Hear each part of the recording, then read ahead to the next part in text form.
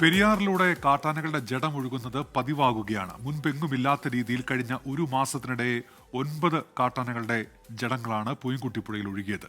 കൊടുങ്കാടിന് നടുവിലുള്ള പിണ്ടിമീട് വെള്ളച്ചാട്ടം കാട്ടാനകളുടെ ശവപ്പറമ്പാവുകയാണോ എന്ന ചോദ്യമാണ് ഇപ്പോൾ ഉയരുന്നത്.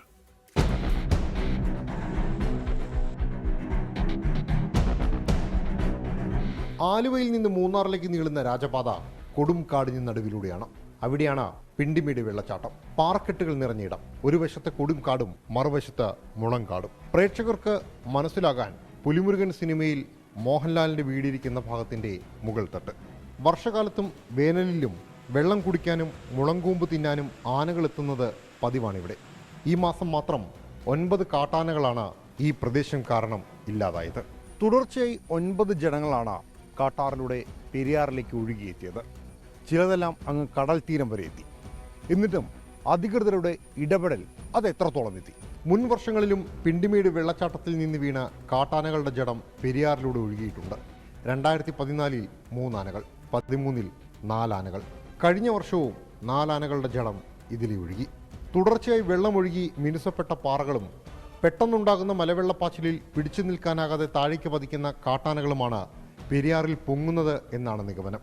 ഇതുവരെ നടത്തിയ പോസ്റ്റ്മോർട്ടം റിപ്പോർട്ടുകളിൽ ഉയരത്തിൽ നിന്ന് വീണ് ശരീരത്തിലുണ്ടാകുന്ന ക്ഷതവും വാരിയലുകൾ കുത്തിനിറച്ചുണ്ടാകുന്ന പരിക്കുമാണ് മരണകാരണമെന്ന് ബോധ്യപ്പെട്ടിട്ടുണ്ട്. എന്നാൽ കൊടിയ ആനവേട്ട നടന്ന മലയാറ്റൂർ കാടുകളുടെ ഭാഗമായ കുട്ടമ്പുഴ പൂയംകുട്ടി കാടുകളിൽ പതിവില്ലാതെ കാട്ടാനകൾ ഒന്നിടവിട്ട് ജഡമായി കാണപ്പെടുന്നത് സംശയത്തിനും ഇട നൽകുന്നുണ്ട്. കാട്ടാന ഈ ഭാഗത്തേക്ക് കടക്കാതിരിക്കാൻ പദ്ധതി കൊണ്ടുവന്നാൽ അവ ജനവാസ മേഖലയിലേക്ക് തിരിയും. അത് വലിയ ദുരന്തവും ഉണ്ടാക്കും. മുൻപില്ലാത്ത വണ്ണം ഈ വർഷം മാത്രം 9 കാട്ടാനകളെ ജഡമായി കണ്ടെത്തിയ സംഭവത്തിൽ സമഗ്ര അന്വേഷണം വേണമെന്നാണ് പരിസ്ഥിതിവാദികളുടെ ആവശ്യം. ഒരു കാലത്ത് വീരപ്പൻ പോലും ഒളിവിൽ കഴിഞ്ഞ കാട്ടിൽ സാധാരണഗതിയിൽ ആളുകൾ എത്തിപ്പെടുന്നത് കുറവാണ്. പക്ഷേ ഇത്തവണ കണ്ടെത്തിയ ജഡങ്ങളിൽ 4 ആനകൾ കൊമ്പന്മാരാണ്. ഇതുകൂടി ദുരൂഹതയ്ക്കും വഴിതെളിക്കുന്നുണ്ട്.